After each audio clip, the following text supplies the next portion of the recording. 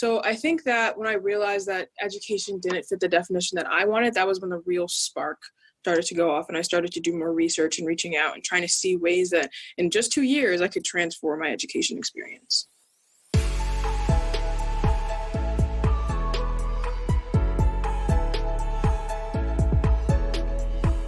Hey everyone, welcome back to University. I'm Anne-Marie Chiresso, your host.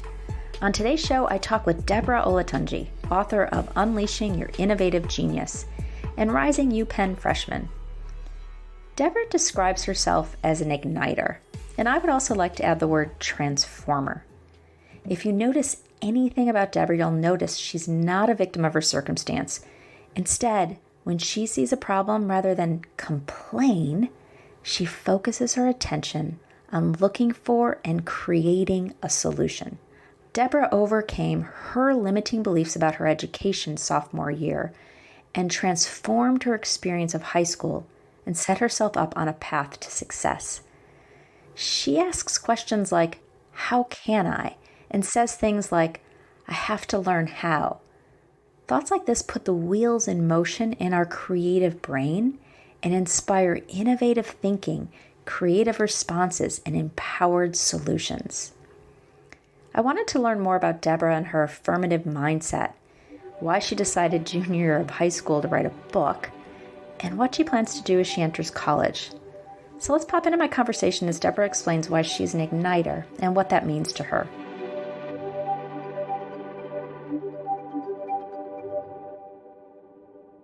The way that I usually interact with people is through this one word that I actually got from working with my mentor. He has this thing called the one word, almost like a challenge, and you do this workbook for it. And so my one word is an igniter, and that's the identity that I take on in every single project that I do, because in the spaces that I interact with, I strive to listen to people, to bring them together so that they can collaborate together, to ignite agency, and to really empower the people who are around me and in my circle. Because at the end of the day, I want people who interact with me to feel good about the interaction and to have action steps towards their life to make it even better. So I would consider myself like, who is Deborah? I'm an igniter, and that's kind of just what I do. I try to create conversations, even if they are uncomfortable, that cause people to really think about life and then to take action on those conversations based on their feelings so that they can help others, help themselves, and help their communities. Yeah, that's amazing. That's beautiful. And you're 17 years old? Yeah. So lots of fire, lots of ambition at a very early time in your life. And not only do you have all this power and ambition, but behind it, you're actually creating stuff, right? So what is it in you that has sort of lit this fire in you and keeps you so inspired and motivated? I think that my spark definitely started with my frustration with the education system. So when I was a sophomore, actually, that's what me and my twin sister both call our years of transformation. Because if there was one year in high school that I absolutely loved, it was sophomore year, because sophomore year changed everything for me.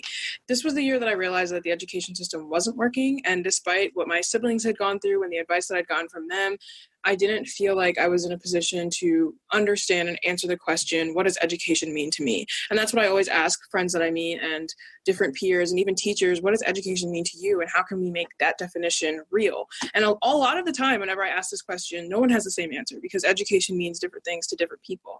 And so when I started to kind of pick apart that question and answer it, I realized that none of the things in my definition matched what I was actually going through.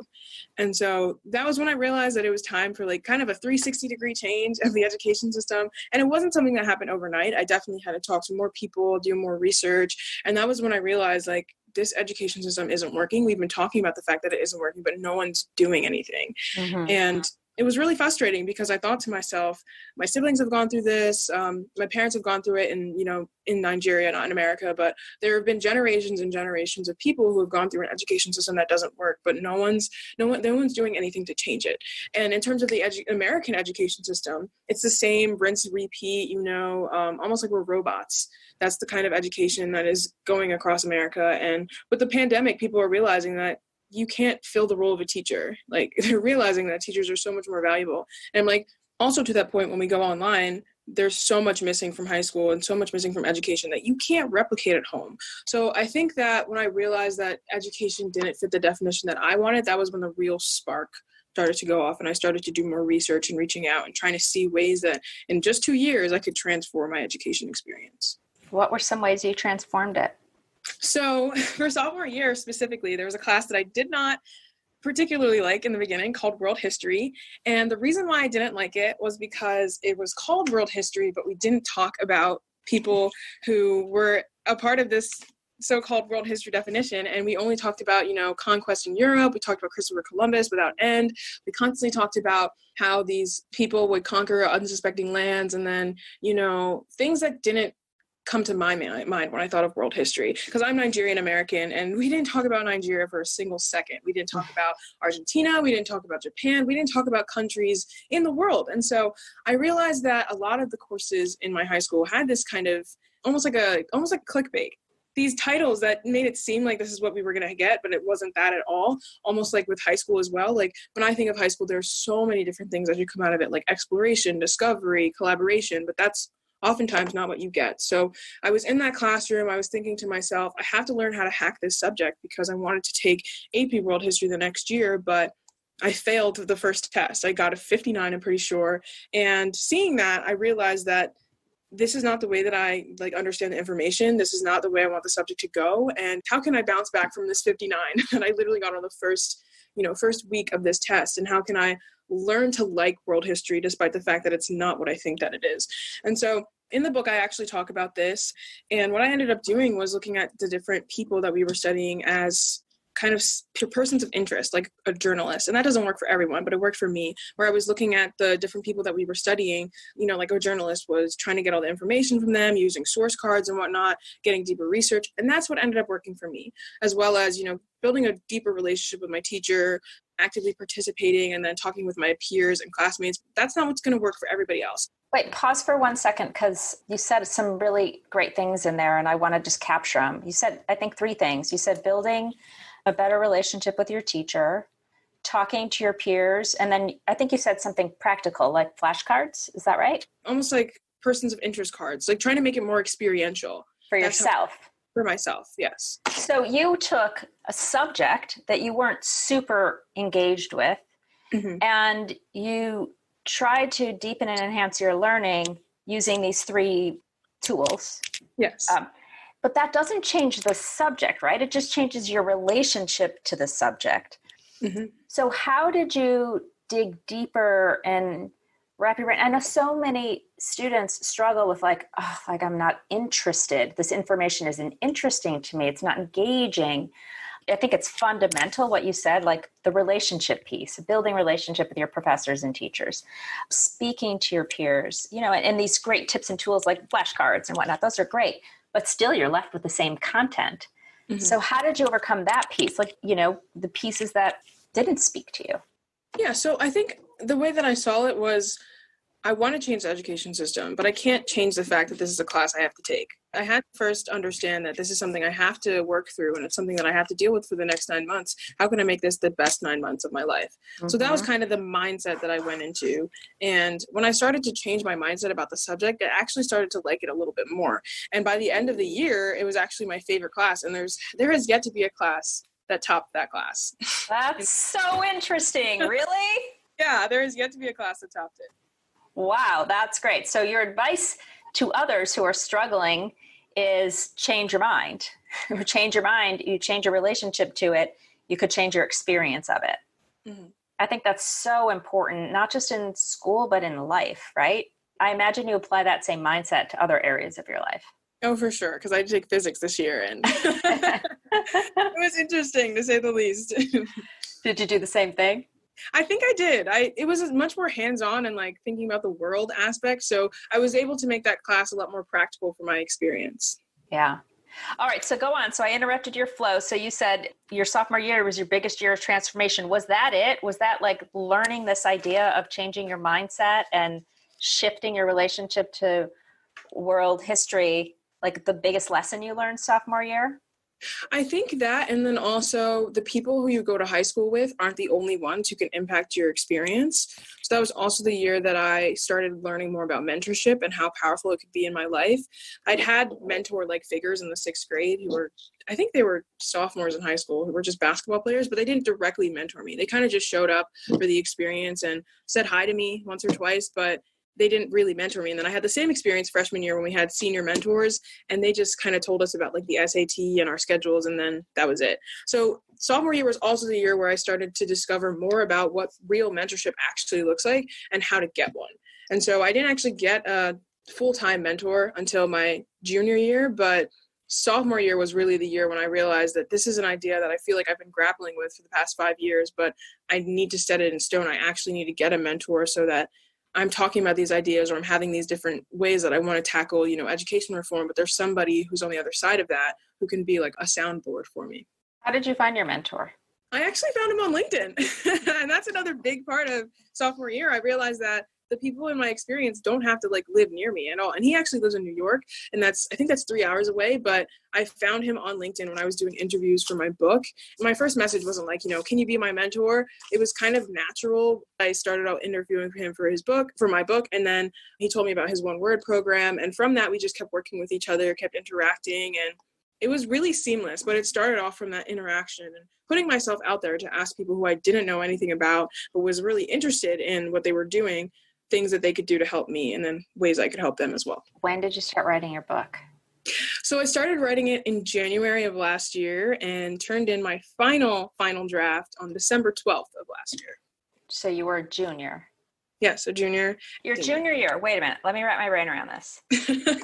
So junior year is one of the toughest years in high school. You're doing ACT prep or SAT prep, whichever you choose.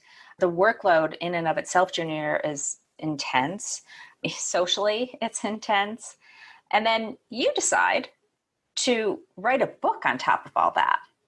Like, what on earth was going on? How did you create space for that? Why did you decide now's the time to do it? Tell us more about that.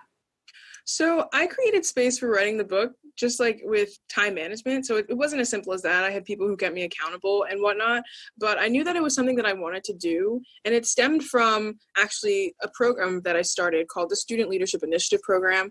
And that was just a platform that was mentorship fueled organization that seeks to be like a big brother, big sister for underclassmen, teaching them that, high school isn't just about academics. It's also about leadership, collaboration, professionalism, learning your interest, actually discovering what you want to do after high school. And so from that, I realized we're doing a lot of big things with SLIP. That's what we call it. And I wanted to turn that into something that kids from all across the country, all across the world could benefit from, even if they weren't a part of this SLIP program that I created.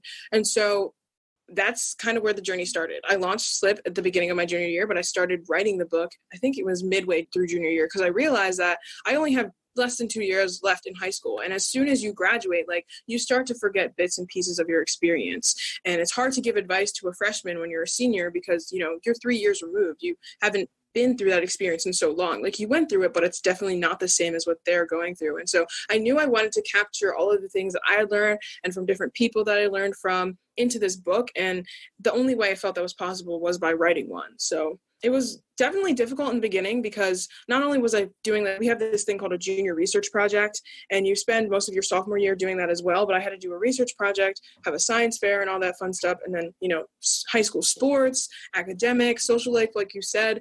But I think at the end of the day, I kept reminding myself when I did get tough to write it, what mattered to me the most. And every single time it was the book.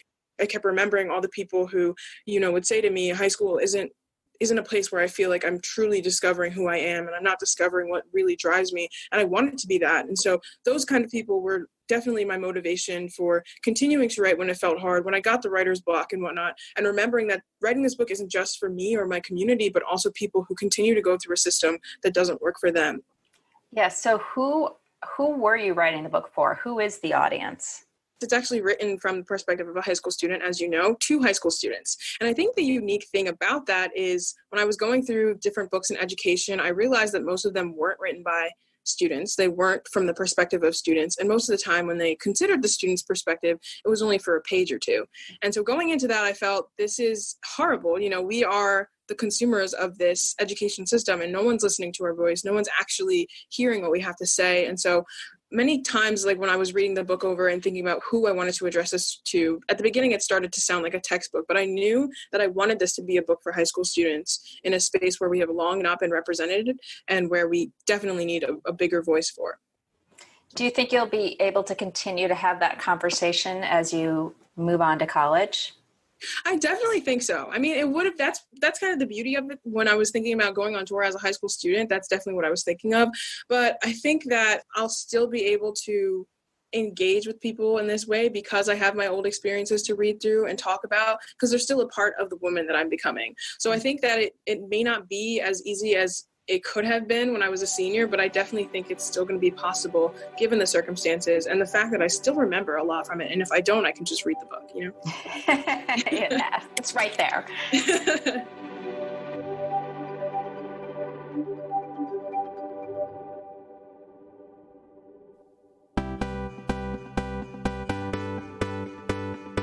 Hey, guess what? I recently launched my new online meditation membership program where we meet weekly, meditate together, get some coaching tips, and answer questions from the community. It's a drop-in program, and you're free to join weekly or just pop in when you need a tune-up. This program is normally $25 a month, but during COVID, I'm offering my community this completely for free. So if you've been curious about meditation and the benefits and want to be in community with other like-minded people committed to living their most empowered lives, I invite you to join now. Try it for a month or two for free and see if you feel more free. There's no obligation, so pop over and register now at AnnMarieChiresso.me. That's AnnMarieChiresso.me. And I'll be on the lookout for you. Oh, and don't forget to bring a friend.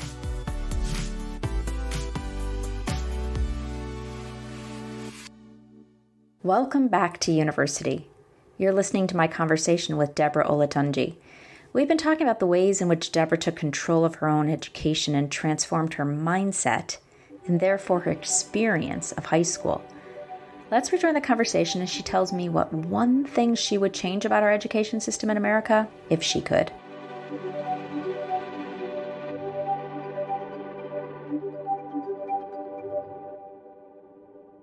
So if you could change one thing about our education system and how it works, what would that be? I think I would change the curriculum because I feel like there's a lot of students who their frustration stems from the fact that we talk about STEM all the time and we try to push STEM on everybody, but STEM isn't for everyone.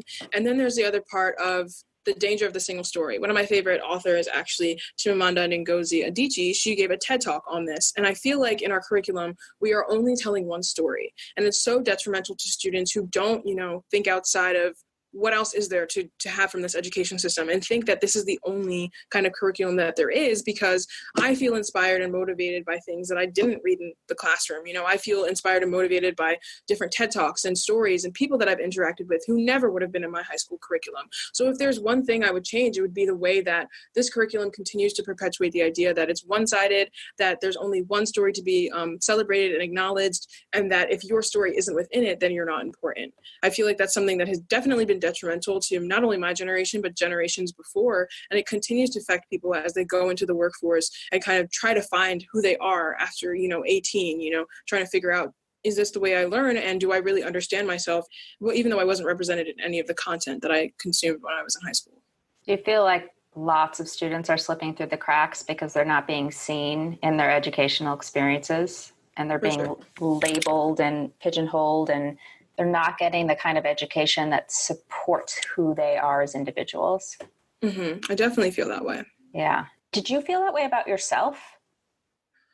I definitely felt that way during my junior year. because I took a class called AP Lang, and we were actually talking about writing in the most vulnerable ways, like how different words can, affect meaning and whatnot. We were going through different racial ideologies and whatnot. And that was a class that it kind of felt like a wake-up call to me that, education has never looked like me. It was never built to look like me, and it doesn't care about students who look like me. I think that was one of the biggest struggles that I went through when trying to realize that, like, while I've had incredible educators, I'm not dismissing that fact, but this education system wasn't built for students who are Black, who are Latino, who are Asian American. And I think that when I realized that, it just gave me more fuel to writing the book, to realize that there are so many stories that are missing from education. I don't shy away from that in the book. There's actually poetry in there as well, but there are so many things that are missing that we need to add, because it's continuing to affect people and affect generations long after they leave the high school education system. I also, as I'm hearing you talk, I feel like it's a disservice to white students because they're not getting educated about minority history.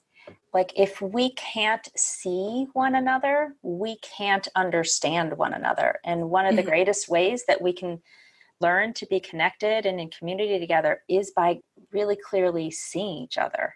So I think you raise a really interesting point when you talk about you're not being represented in American history, for goodness sakes.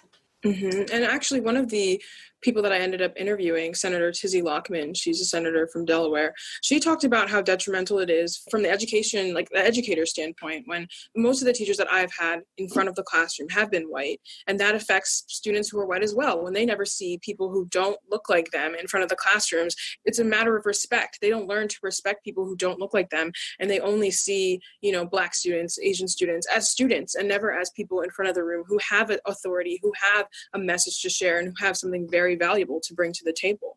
Yeah, that's really, really eye-opening. Thank you for raising that and bringing that even to my attention. As a white woman, I grew up in middle-class America. There's so much that I know that I'm ignorant to, and even little things like that I don't think about. I think it contributes to our cultural ignorance. All these little things that slip through the cracks. So I'm having a lot of appreciation for your willingness to stand up and speak it so others can hear it. And then write it in a book and put it out there in the world in such a powerful and empowering way. Because I think one of the things that happens often is we sort of become at the effect of what's going on around us. And there's one of two ways we can be in the world, right? We can be at the effect of what's happening and sort of become a victim of the world around us, or we can empower ourselves to be the change we wish to see in the world. And what I see you is doing the latter. Like, I'm going to empower myself to stand for change, stand for doing things differently. And I think we need more of us like that out there in the world doing that. For sure. And that's what I always, encourage people whenever I'm talking to them about different things that are going on. You don't have to be the color of the person who's in the news in order to actually make change and actually be the person driving the action, because at the end of the day, we're all connected. We should all care about things that warrant life, because at the end of the day, if you don't care about communities that don't look like you, that just goes to show, how you interact with the world and how you don't want to be an ally for others. And I think that allyship is so important for people because, like I said, we're all connected, and that's ultimately what brings us all together.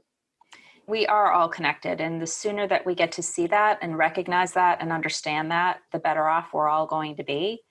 And unfortunately, it's taking a whole hell of a lot of education to wake one another up to that truth, that inevitable truth. I noticed that you make a reference to Matthew 28:18-20 on your social media. So I want to know, what does that passage mean to you? First, share with us all what that passage is and tell us what it means to you. So Matthew 28:18-20, and Jesus came and spake unto them, saying, All power is given unto me in heaven and in earth. Go ye therefore, and teaching all nations, baptizing them in the name of the Father, and of the Son, and of the Holy Ghost, teaching them to observe all things whatsoever I have commanded you. And lo, I am with you always, even unto the end of the world. Amen. So this has been my life verse ever since I was 7 years old. And the reason why it still sticks with me today is because when I was 7, I told my mom and my brother that I wanted to be a missionary doctor. And I still very much want to be a missionary, not so much a doctor. But this verse always reminds me of my purpose. Like, I told you in the beginning that my core value is being an igniter, and through that is from empowerment and, lifting other people up. But it's also reminding people that in this identity of being an igniter, I'm also a Christian. And I also, want to share, I want to be like the image of Jesus through the things that I do. What is the image of Jesus in your mind? To me, it's someone who understands the inequities in the world, but also, reaches out that hand to be kind, to be compassionate, and does real action. Because, Jesus always did real action in the Bible, from the story of turning water into wine and healing the sick and whatnot. He was always very actionable. It wasn't just words. It was actions that you could read and follow up with and try to be like. And so I've tried to be actionable in every single thing that I do to try to show others this is how you can be actionable in different things. And so to me, the image of Jesus is someone who leads by example, but also shows someone how they can be that example in a really practical way. Yeah, I love that. That's brilliant. So you sound like your Christianity means a lot to you. I'm assuming that this is a big part of your childhood and growing up. Tell me more about what it was like growing up for you. So it's funny because my Christianity does play a really huge role even in my education story, because I'm one of 5 children in this house, and 4 of us ended up going to private school. I went to private school, a Baptist school in Bear, Delaware, from kindergarten to the 4th grade. And for a long time, I thought there was this one way to view the world. There was this one way to interact with people, because I was, at a private school and I'd never gone to public school and whatnot. And so for a really long time, that was the only thing in my world. But also my Christianity has taught me that there are different perspectives to consider and different ideas to learn from.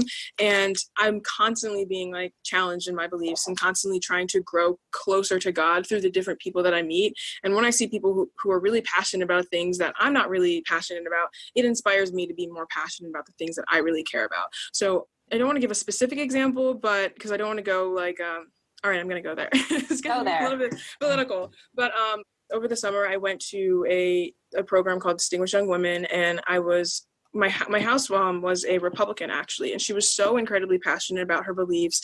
And just seeing that was a wake-up call to me, because I'm not a Republican, I'm a moderate.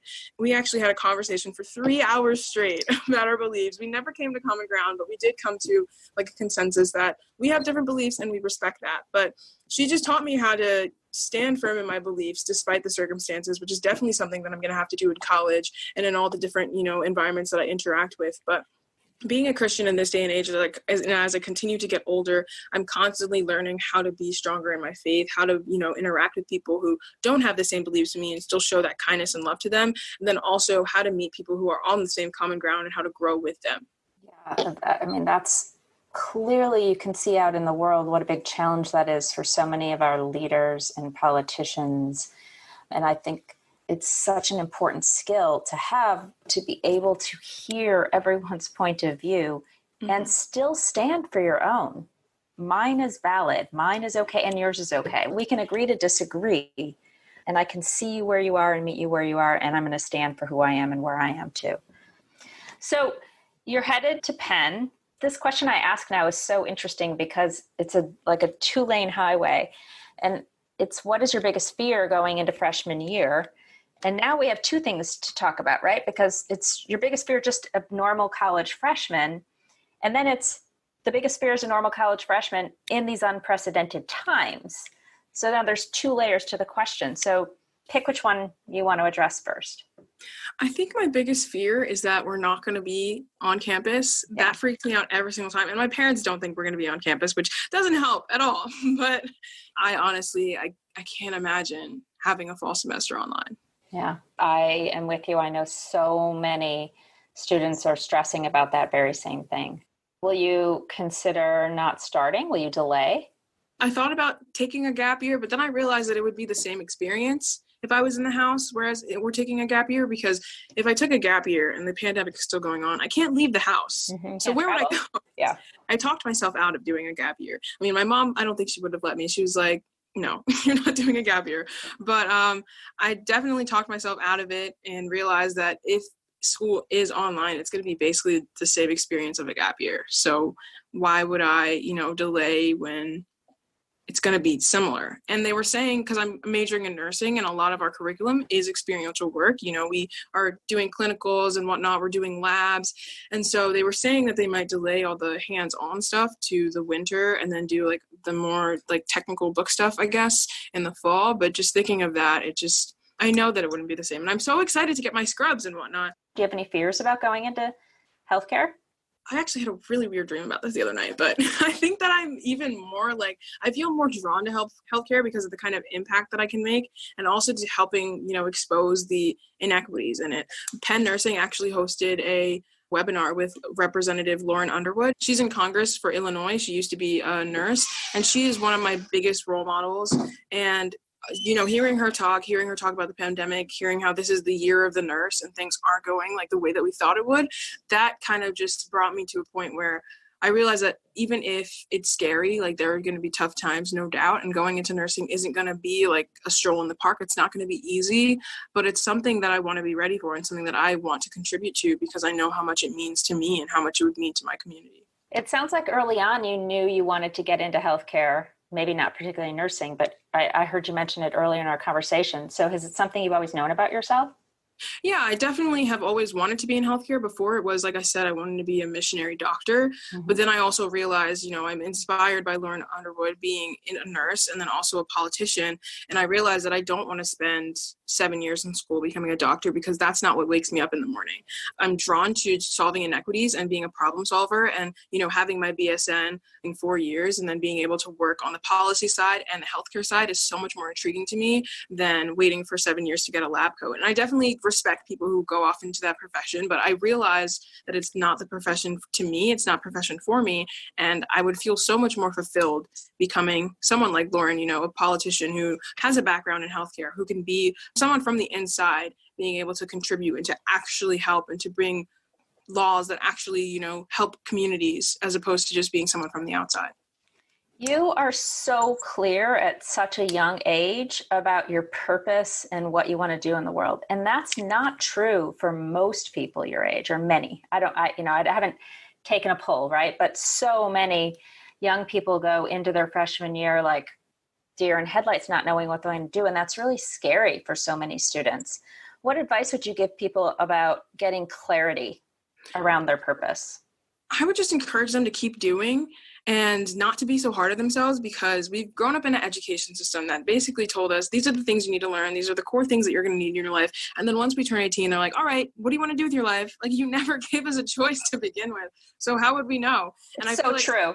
The way that I hacked high school, and I even say this in the book, the way that I hacked high school was just simply an experiential learning by hacking the way that I understand things, by going to have experiences that I wouldn't have in the classroom, to not feeling frustrated with the fact that it feels like I have lost time, but I can, use the time I have now to discover what I want. And then also being understanding and flexible to the fact that I'm a human being, even if I say that I want to be a politician, that I want to go into nursing today, my interest may change 2 months from now. I would say to people who are grappling with their interest and not being sure of themselves that, you're a human being. Just keep experiencing things, keep having conversations, keep doing things.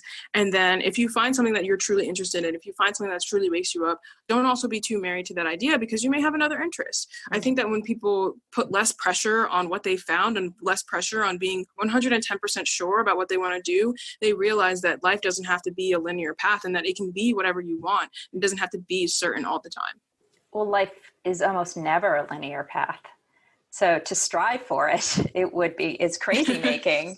I do think that so many young people have the impression that life is linear, that I go to high school, I work really hard to get into a good college because that's what you do. You get into a good college so that you can get a good job, so that you can have this good life. And all along losing themselves.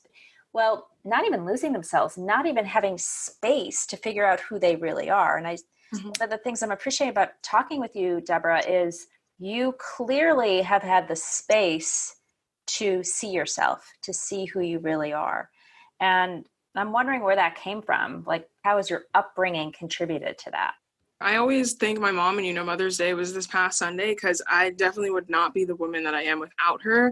I definitely believe that having a parent in your life who wholeheartedly believes in the different interests that you have and the different passions that you like talking about is so fundamental for students. And that's also a chapter that I have in the book. Like, how do you include your parents in your experience without them being like a helicopter parent and without them always telling you what to do, because that's a very big problem that we also see. I've had the privilege of growing up with a mother who not only cared about my aspirations and my dreams, but also for other kids. So I've learned, how to be appreciative of her attention, of her love, of her empathy, and her just being there for me, because I know that it's not something that everybody has. And her God-fearingness, her ability to tell us what is right and what is wrong, and also help us have our own opinions, has been so helpful for me in my journey, because I don't think I could ever disappoint my mother, because she's always encouraging us that whatever you do, as long as you do it with all of your heart, that you're confident in it and that you ask God, that's going to help you in the long run. That's going to be your anchor. That's going to be your rock. And whenever you need something, you can always come to me. Whenever I'm going through something, I am never afraid to talk to my mother. I'm always, in her corner, always talking to her. And that's the kind of relationship that I've been fortunate to build with her. She sounds amazing. I'm so excited to know you and continue to support you on your journey. And I have a lot of appreciation for the work you're doing in the world. Thank you so much for speaking your voice and investing your time and energy. So great to know you. Of course. Thank you so much for having me on the podcast.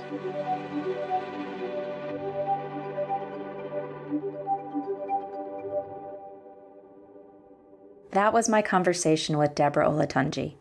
You can find out more about Deborah at deboraholatunji.com. And we've included all of our social media handles in the show notes below. And thank you, Deborah, for sharing your story with me. I so enjoyed our conversation. Inspired by my conversation with Deborah, I'd like to talk about context versus content. How many times have you wanted to give up when working towards a goal? Are you paying attention to your thoughts when you're frustrated, disappointed, or let down? In my conversation with Deborah, she teaches us the difference between context and content, something I like to talk a lot about. Content is what we are talking about, and context is how we are talking about it. So in Deborah's case, she didn't like her history class. The content is the class, and her feelings are the content. Not liking the class was the context. It was the way she was being in relationship to what was occurring. The class was happening. That's the subject matter. That's the content. She didn't like the class. That was the context. Context is her relationship to the class, not liking it, and the content is the class is teaching history in a particular way. Now, around what was occurring, Deborah had two choices. Number one, to remain frustrated with how the class was being taught, give up, shut herself down, not do the work, disengage, and potentially fail. And that's one legitimate option. And the second one is to change her way of being, her context or her mindset, and empower herself to create an outcome that she truly desired. Right? So again, this is a matter of mindset. So when we're self-aware, we can actually notice how we're being, our context, with what's occurring, the content. And we can notice when we're becoming at the effect of what's occurring and want to give up, which is a limited mindset and something that gets in the way of all of our ability to succeed. See, the key to living an empowered life is in the noticing. It's not just in the shifting. First, we have to notice thoughts like, I don't want to do this. I'm too tired. This is hard. I can't figure it out. It's not fair. Which I know if you're anything like me, you've had those thoughts many, many times. The only difference between those who succeed and fail are those who make a choice when confronted with their limiting beliefs. So this happened to me this morning in the middle of my yoga class. I was feeling tired. And I had the thought, I can't do this anymore. I wanted to give up. And when I noticed myself having that thought, I checked in and said, is that true? Is it really true that I can't do this anymore? Or is my mind just telling me that? It might be true that I was feeling tired, but is it true that I cannot finish the class? And what I realized wasn't true. I actually took a breath, took a moment, and then I got back into the class and I finished. Noticing the thoughts like I can't do this is self-awareness, as we become aware of what's going on inside ourselves. And then we question those thoughts and those beliefs. From that place, we actually have choice. We can believe that thought, I can't do this, or we can choose another. Like in Deborah's case, she just chose, I can do something about this experience. What can I do? How can I change my experience? She chose a different thought. Today, I chose to continue on with my yoga class and finish it. So the difference between achieving your end goals or not achieving them really just boils down to first awareness, then mindset. So a victim says, I can't do this, right? Even if you say it, you can feel how your shoulders drop and your head sort of slunks down.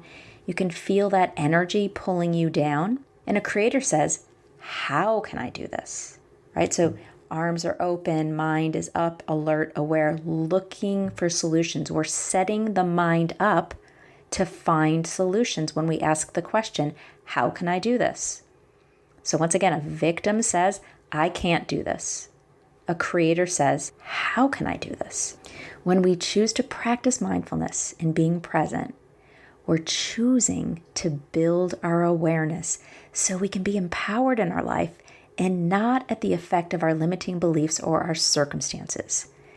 We can't change what we're not aware of. It all starts with awareness.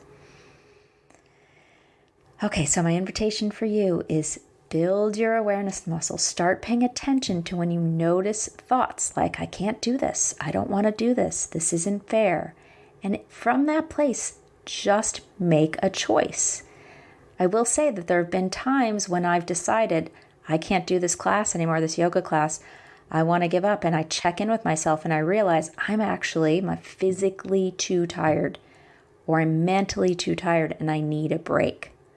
And so from that place, I can empower myself to take a break, not because I'm failing, but because I'm recognizing that something else is more nurturing or nourishing to myself in that given moment. So that's an empowered choice. So just play this week with noticing your limiting beliefs and deciding which belief you want to give more attention to. All right, that's all for now. May you breathe easily. Take it one moment at a time and keep doing the things you love. And I'll see you next time.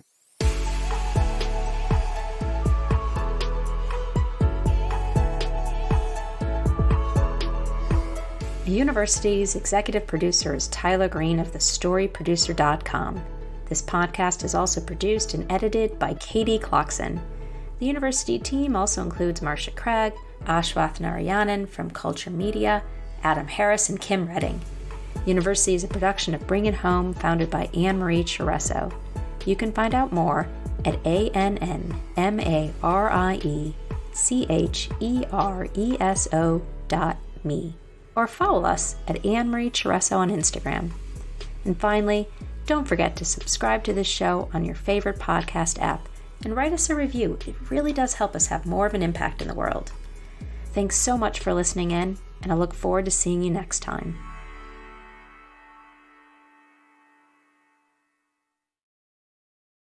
I imagine you apply that same mindset to other areas of your life. Oh, for sure, because I take physics this year, and it was interesting, to say the least.